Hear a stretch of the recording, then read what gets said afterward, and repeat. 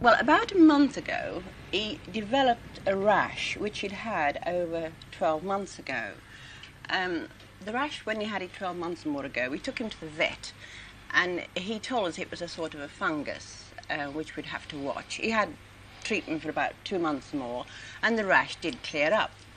Then, as I said, it reoccurred again about a month ago, and on being taken to the vets, we were informed that he was changing sex.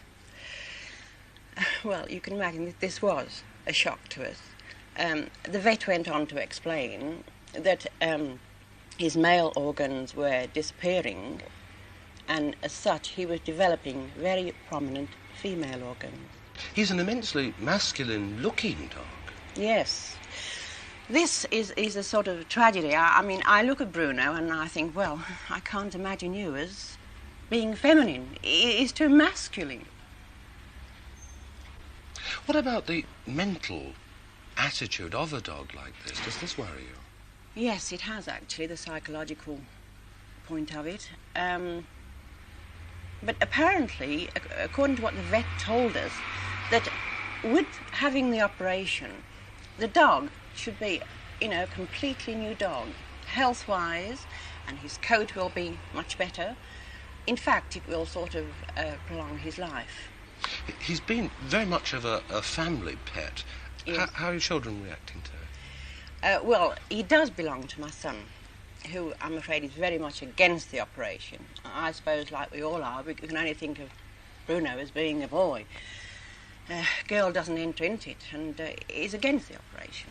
My son is. But I think, for the sake of all of us, and Bruno himself, more important, he'll have to be operated on.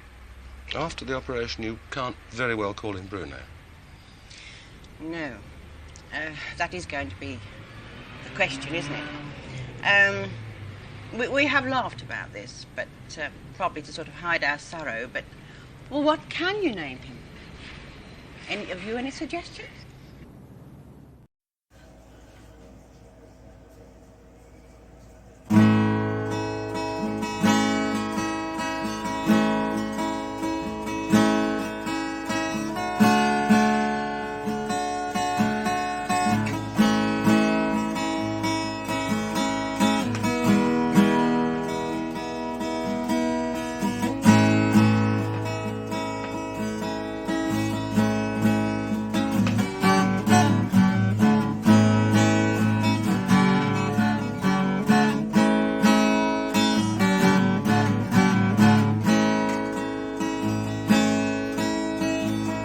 This is the age of machinery, mechanical nightmare, the wonderful world of technology, napalm, hydrogen bomb, biological warfare.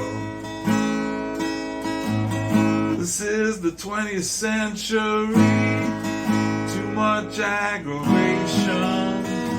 It's the age of insanity.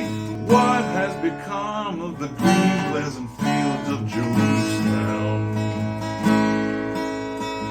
Ain't got no ambition, I'm just disillusioned. I'm a 20th century man, but I don't wanna be here.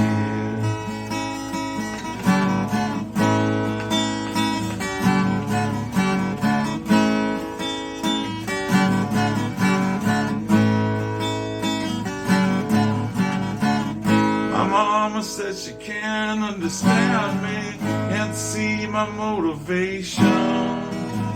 Just give me some security. I'm a paranoid schizoid product of the 20th century. You keep all your smart modern writers, give me William Shakespeare. All your smart modern painters, I'll take Rembrandt, Titian, Da Vinci, and Ginsburg. Girl, we gotta get out of here, gotta find a solution. I'm a 20th century man, but I don't want to die here. I was born in a welfare state, ruled by bureaucracy, controlled by civil servants and people dressed in gray. Got no privacy, got no liberty, 'cause the 20th century people took it all away from me. Don't wanna get myself shot down by some trigger-happy policeman. Gotta keep a hold of my sanity. I'm a 20th century man, but I don't wanna die here. My mama says she can't understand me, can't see my motivation. Ain't got no security.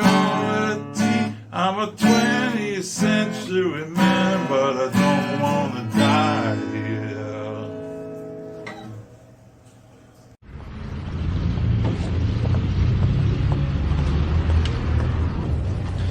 I think if I had to be a salesman, I'd want to be a pet salesman. It must be the easiest job in the world. I mean, they sell themselves. Just look, small, innocent bundles of fun, just waiting to be bought.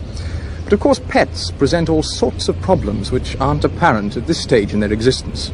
They need feeding. They need taking for walks. They tend to make messes on the carpet. And if that's not enough, they give some of us hay fever. But now technology has produced a pet which overcomes all these problems. In fact, it's made boa constrictors, dogs, cats, even macaws, objects of the past. It's a Z, spelt X-E-E, or to be more precise, the Z, because in this cage is the only animal of its kind anywhere in the world. Come on. He's a teeny bit temperamental because he doesn't seem to like bright lights. Oh dear. Be cruel to be kind. There, the world's first real live Z.